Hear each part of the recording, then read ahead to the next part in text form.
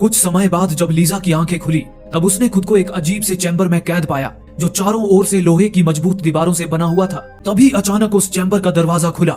दरवाजे की दूसरी ओर एक सुरंग थी।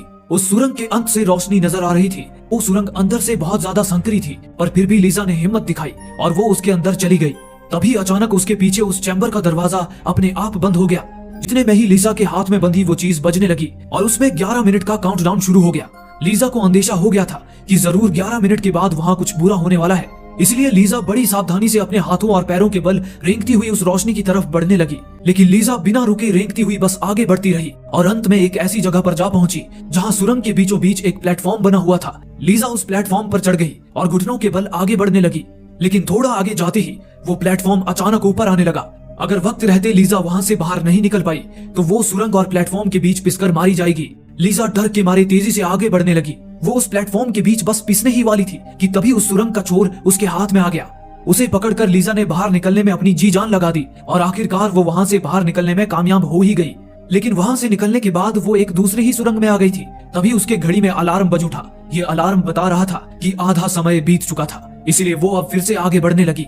जहाँ उसे थोड़ी दूर जाते ही रास्ते में कोई इंसान पड़ा हुआ दिखाई दिया। लीजा जब उसके करीब गई तो उसने देखा कि वो कोई इंसान नहीं बल्कि एक आधी जली हुई लाश थी। उस लाश के हाथ पर भी वैसी ही घड़ी बंधी हुई थी जैसी लीजा के हाथों पर बंधी हुई थी। शायद ये इंसान भी लीजा की तरह इस सुरंग से निकलने की कोशिश कर रहा था, लेकिन सफल नहीं हो पाया।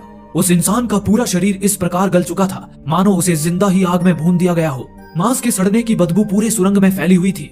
खुद को एक ऐसी बंद जगह पर पाना जहाँ इंसान खड़ा भी ना हो पाए, इस विचार मात्र से ही इंसान को हार्ट अटैक आ जाए। ऐसी जगह पर किसी की इतनी बेरहम मौत देखकर तो इंसान बचने की आस ही खो देगा। लीजा का भी यही हाल था, लेकिन उसने किसी तरह हिम्मत जुटाई और वो सांस रोककर उन सड़े गले अंगों को अपने रास्ते से हटाती हुई आगे बढ़ने लगी।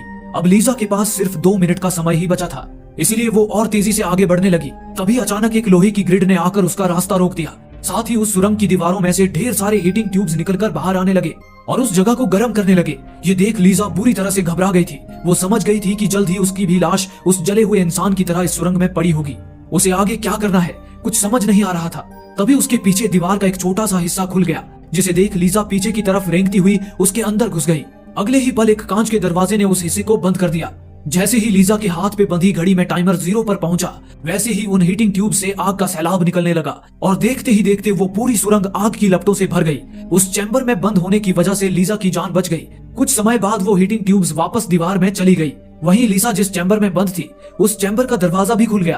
अभी उस सुरंग में जो कुछ हुआ उस वजह से लीजा उस चैम्बर से बाहर नहीं निकलना चाहती थी, पर उस चैम्बर की दीवार लीजा को बाहर धकेलते हुए पहले की तरह अपने आप सुरंग से जुड़ गई। लीजा जैसे ही वहां से बाहर आई वैसे ही सुरंग का ऊपरी हिस्सा नीचे आने लगा। अब तो उसके पास वहां से निकलने का भी समय न था। डर के मारे लीजा ने अपनी आंखें बंद कर ली। हालांकि दीवार लीजा के पेट तक आकर रुक गई। अब लीजा की हिम्मत ने भी जवाब दे दिया था और वो वहीं लेटी रोने लगी। लेकिन तभी उसकी घड़ी पर दोबारा 11 मिनट का काउंटडाउन शुरू हो गया, जिसका मतलब था कि अब से ठीक 11 मिनट बाद फिर से उस सुरंग में आग का सैलाब आएगा और लीजा को भून कर राख कर देगा। ये सोचकर ही लीजा की घबराहट बढ़ गई थी। तभी उसने देखा कि लोहे की